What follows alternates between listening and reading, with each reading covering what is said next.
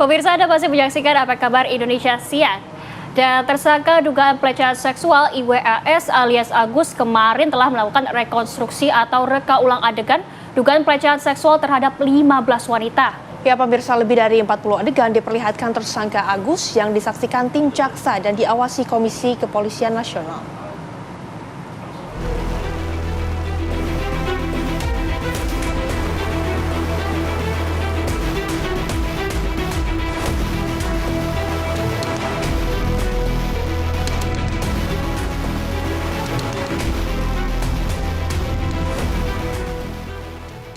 Proses rekonstruksi atau reka ulang adegan dugaan pelecehan seksual yang dilakukan oleh tersangka penyandang disabilitas Agus digelar di 3 lokasi pada hari Rabu. Lokasi pertama adalah Taman Udayana, tepatnya di sisi utara teras Udayana. Lalu homestay atau penginapan tempat Agus melakukan aksinya terhadap korban. Lokasi selanjutnya, kawasan Islamic Center yang menjadi lokasi terakhir Agus diantar usai dari penginapan. Lebih dari 45 adegan dipraktekkan tersangka Agus di hadapan para penyidik dan juga tim Jaksa Kejaksaan Tinggi Nusa Tenggara Barat. Rekonstruksi sendiri atas arahan Jaksa Penuntut Umum untuk memperjelas kronologi kejadian dan memastikan kesesuaian keterangan para korban dan saksi. Polisi menegaskan bahwa rekonstruksi ini merupakan bagian dari upaya pengumpulan bukti untuk proses hukum lanjutan.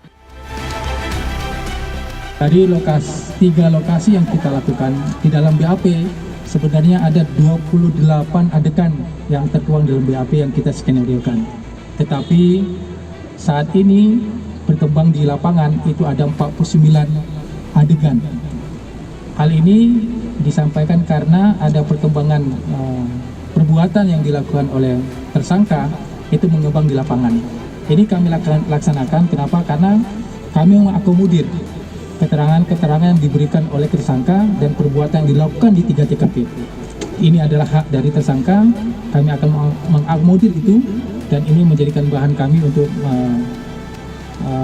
pertimbangan untuk nanti disampaikan di persidangan nanti. Jadi dari versi korban itu yang aktif adalah tersangka, tetapi tadi kita lakukan olah TKP yang aktif adalah dari versi korban. Kuasa hukum tersangka, pendamping korban serta tim Jaksa Penuntut Umum serta Kompolnas hadir dalam rekonstruksi ini. Kompolnas mengawasi penanganan kasus pelecehan seksual yang melibatkan penyandang disabilitas. Pengawasan dilakukan untuk memastikan penanganan kasus berjalan sesuai ketentuan serta penegakan hukum yang berkeadilan bagi semua pihak termasuk korban dan juga pelaku dengan kebutuhan khusus. Tapi yang kami lakukan adalah sebatas bahwa penyidik sudah proper atau tidak. Jadi tidak hanya menangani tersangka, tetapi juga menangani korbannya. Ini dua-duanya adalah kelompok rentan. Jadi penyidik harus memahami bagaimana menangani seseorang sebagai tersangka yang kelompok rentan maupun korban perempuan kelompok rentan. Kalau ini sudah semuanya dilakukan, artinya penyidik sudah on the track. Dalam kasus dugaan pelecehan seksual dengan melibatkan penyandang disabilitas ini, sebanyak 15 orang perempuan menjadi korban dan telah melapor ke Komisi Disabilitas Daerah Provinsi NTB. Jumlah tersebut bertambah dari jumlah sebelumnya, yakni 13 orang. Dari Mataram, Nusa Tenggara Barat, Herman Zudi, TV One mengabarkan.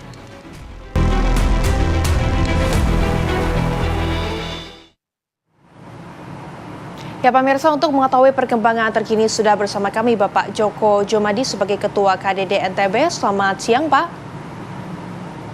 Selamat siang Mbak. Ya, baik Pak Joko, ini kalau kita lihat kemudian reka adegan kemarin sudah dilakukan. Ini tanggapannya dari Pak Joko sendiri seperti apa melihat kasus ini Pak? Ya, kemarin memang sudah ada rekonstruksi kasus Agus ini. Yang awalnya direncanakan hanya ada 28 adegan, tapi kemudian berkembang di lapangan menjadi 49 adegan. Dan ini kan sebagai bagian dari proses untuk pemenuhan permintaan dari jaksa. Dan mudah-mudahan kita sangat berharap polemik ini segera berakhir dengan cara kasus ini segera dilimpahkan ke pengadilan. Oke, Pak Joko, kemarin sudah dikonfirmasi kalau tidak salah 4 wanita ini yang sudah diakui oleh Agus bahwa dia benar mengenalnya. Apakah sudah ada lebih banyak lagi wanita yang sudah dikonfirmasi, Pak? Kalau yang di Komisi Disabilitas Daerah kan, kemudian kita juga karena ini kan penanganannya Komisi Disabilitas kan tidak menangani sendiri, artinya yang menangani adalah lembaga-lembaga layanan yang ada, mulai dari PPHM, kemudian ada Senyumpuan, ada Satgas PPKS Unram, ada PKBI Mataram, ada Lembaga Perlindungan Anak yang kemudian mendampingi para korban. Yang saat ini yang sudah terkonfirmasi, artinya yang bersedia untuk memberikan kesaksian di kepolisian itu totalnya ada 8 orang. Tetapi yang sudah di BAP di kepolisian itu ada 7 orang. Sehingga masih ada 1 orang lagi mungkin hari Senin akan datang ke Polda untuk memberikan keterangan soal kasus yang dia alami. Oke, baik. Pak Joko, ini kalau dari KDD sendiri kan melihat kalau korban ini kemudian semakin bertambah, apakah nantinya akan menjemput bola PDD kepada korban-korban yang lain yang mungkin saat ini masih belum berani untuk speak up atau seperti apa? Ya, ini memang ranahnya yang menjadi tugas dari teman-teman ini tadi. Kalau anak, saya pikir nanti Lembaga Perlindungan Anak yang akan lebih aktif untuk melakukan penjangkauan. Kalau umpamanya yang mahasiswa, saya pikir nanti Satgas PPKS Unram ataupun teman-teman lembaga layanan pendamping yang lain yang mungkin akan lebih banyak melakukan proses untuk jemput bola, kemudian proses untuk menanggapi beberapa komentar yang ada di medsos yang mengaku sebagai korban, mengaku sebagai saksi. Nah, ini mungkin teman-teman pendamping yang dari lembaga layanan. Bagi kami di Komisi Disabilitas Daerah hanya memastikan bahwa haknya Agus sebagai penyandang disabilitas itu dalam proses ini bisa terlindungi, terpenuhi, dan hak-hak korban itu juga bisa dipenuhi dan terlindungi oleh lembaga-lembaga layanan dan pemerintah yang ada. Ya, ini aja yang dilakukan oleh Komisi Disabilitas Daerah.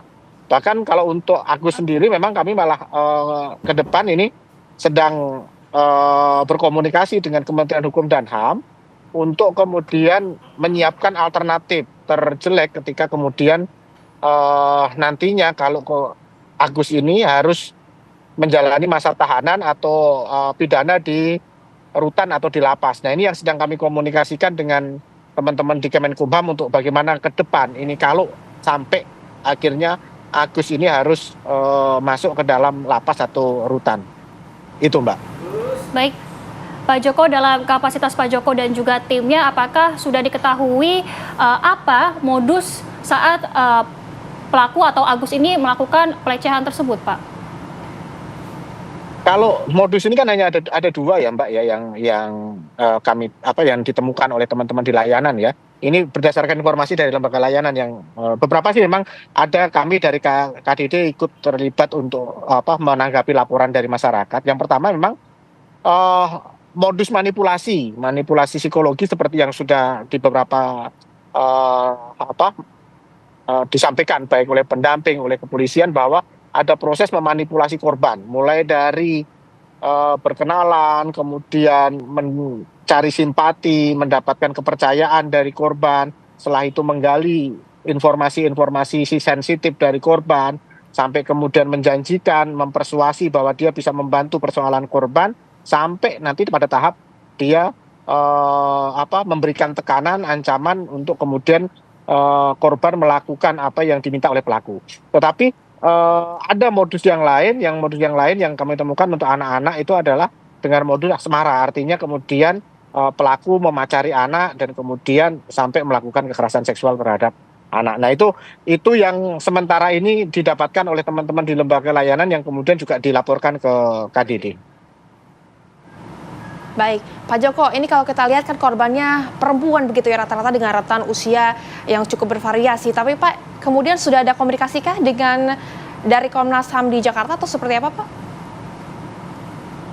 Iya, ini kami dari KDD juga berkomunikasi dengan teman-teman di Kementerian Sosial, kemudian dengan teman-teman Kementerian PPPA, kemudian dengan Komisi Nasional Disabilitas di Jakarta, Komisi Perlindungan Anak, termasuk hari ini juga kita akan coba berkomunikasi dengan teman-teman di Komnas Perempuan. Karena ini kan agak banyak ya, jadi bagaimana pelayanan ini kepada pelaku, kepada korban ini bisa dilakukan secara sinergis oleh lembaga-lembaga layanan yang ada. Sehingga memang tugas kami di Komisi Disabilitas kemudian bagaimana melakukan koordinasi dan mengintegrasikan layanan dari semua lembaga layanan yang dimiliki oleh pemerintah dan masyarakat ini. Baik, Pak Joko, ini kan informasinya kalau tidak salah ada 2 korban yang di bawah umur atau masih anak-anak ya. Dari pihak Bapak sendiri nantinya akan mencoba untuk memberikan dukungan psikologis kah atau seperti apa, Pak? Untuk yang anak-anak itu sepenuhnya sudah ditangani oleh teman-teman di Lembaga Perlindungan Anak Kota Mataram.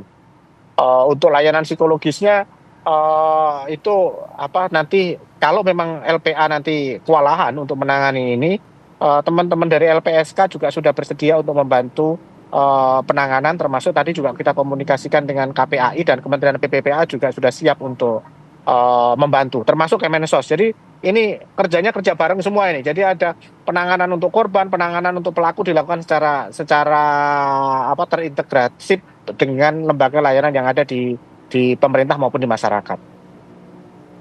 Baik, Pak Joko, terima kasih waktunya sudah berbincang bersama dengan kami di Apa Kabar Indonesia Siang, dan semoga ini juga kasus ini segera diberikan titik terang, dan kami juga tentunya masih terus menunggu update selanjutnya. Terima kasih Pak Joko, selamat kembali beraktivitas.